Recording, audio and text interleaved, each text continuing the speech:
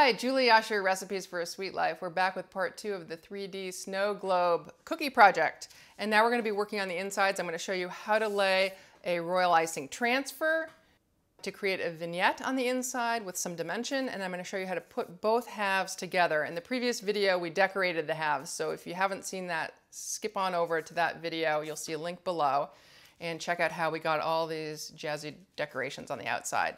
For this half, you'll need the finished decorated back of the snow globe and also the front. My front is behind me drying right now.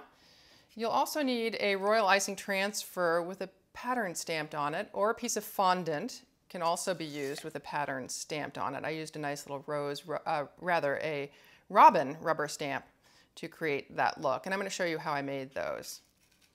You'll also need the two base pieces that I introduced in the first video to assemble it on in the final assembly process. I'm going to start by just laying the transfer in to give it some drying time, and then we'll jump back and I'll show you how I actually made it. This is a large royal icing transfer. Mine dried about a week before I lifted it off the acetate, as compared to those little small red ones I used to decorate the outside. Those dry in almost 24 hours. Because these are bigger, they just need a lot more drying time, or they will not lift off the acetate. Before we actually get the royal icing piece inside, I often like to line the inside with a piece of fondant. You could also airbrush the inside, just so that when it's put together you don't see a lot of the dark gingerbread exposed. This is pretty optional since my transfer is going to be, it's almost the same size as my window in this case, but if you're working with a smaller transfer, you might want to do this.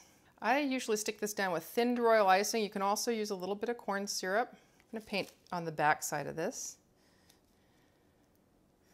Make sure your work surface is clean. I laid this in a little bit of gingerbread crumbs. You don't need much. This is just enough to stick it down to create a background.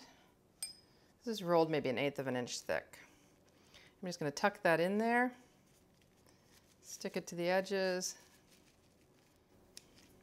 then trim off that excess.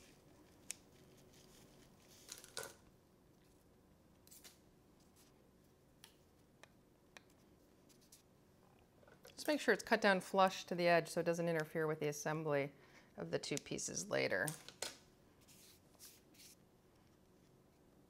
And again, this was kind of optional on this particular piece. Remember where your top is as well. I have it marked here because you're going to need to line these pieces up at the end of the day. So my top is right there. Okay, now I'm ready to mount my transfer. And I've just got a little block of fondant that I somewhat pre-dried. And I've elevated it slightly above the edge because I do want it to stand up close to the face of the globe. So that's not too bad. So at this point, I'm just going to stick this down with a little thick royal icing glue.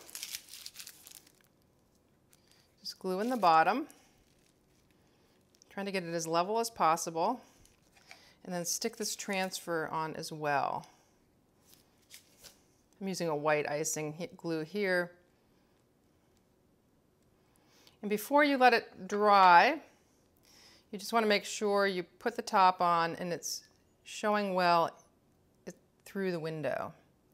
Centered nicely there, and it looks to be pretty good. I'm going to give this a little drying time before we assemble it and show you how I actually stamped that royal icing transfer. You could put other things inside these snow globes. You could do a whole bunch of little royal icing transfers and create a little vignette, but I thought this simple streamlined disc looked really great. And again, I made this basic transfer the way I show in all of my transfer videos. I've got a simple one on rounds and ovals that you should check out, but I let it dry completely all the way through. So for stamping, I've just inked an uninked foam pad with my normal liquid gel food coloring. Just making sure I've got good coverage.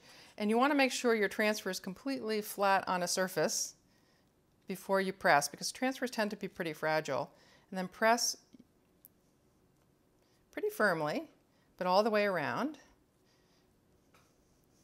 to make sure that the stamp is making good contact with every part of it. The transfer may stick to the stamp as it did in this case, but I've got a nice imprint. In this case, I also did some little green dot work around it. Let that dry before you apply it, because you will be pressing on it here and you don't want to smudge the food coloring on top. So believe it or not, you can actually stamp on transfers without breaking them. Okay, so back to this piece, we're ready to assemble it. And I'm going to do that with a little thick green icing glue. Let's make sure I've got the thick glue here. I think that's pretty thick. Just because I've got green icing on the outside, I like to match the glue that I use to the same color so it's less likely to show if any peeks out.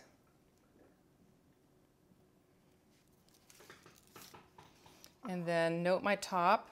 My top needs, I want it to line up with the top here. Make sure everything's in nice alignment before you set this aside to completely dry. I'm going to scooch my transfer over a little bit so it's a little more centered. I noticed a dot here that got smudged in the process. So I'm going to lift that off and replace that. And now I am going to elevate this one last time and work on the seams, and then we'll stick it up on its stand. Okay, I'm back sitting again with the piece at eye level because I'm going to be decorating now the seams of these pieces. And I'm just going to do simple dots around the seam. I often do dots on curved surfaces. You might be asking why. It's because they're really easy to place, more so than straight lines. But before I put those red dots down, I just want to fill in my seam a little bit because they'll lay flatter if I've got icing pretty uniformly filling this gap here. So I'm just using my thick green glue again and just filling in here.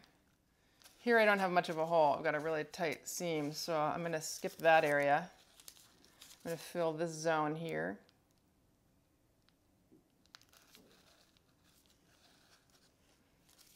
And I'm going to fill this zone here.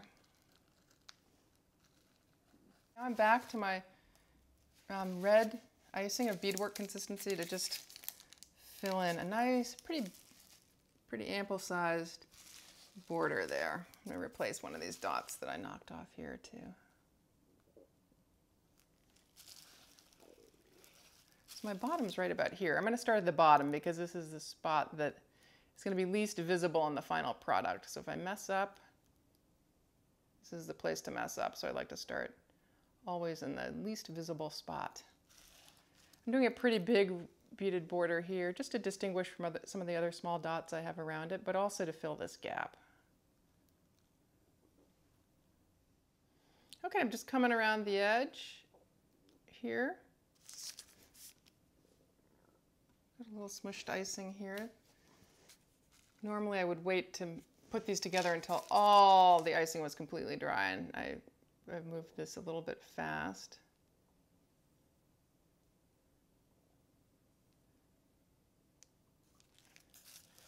Okay, now set this aside to completely dry, ideally overnight before we mount it on the base.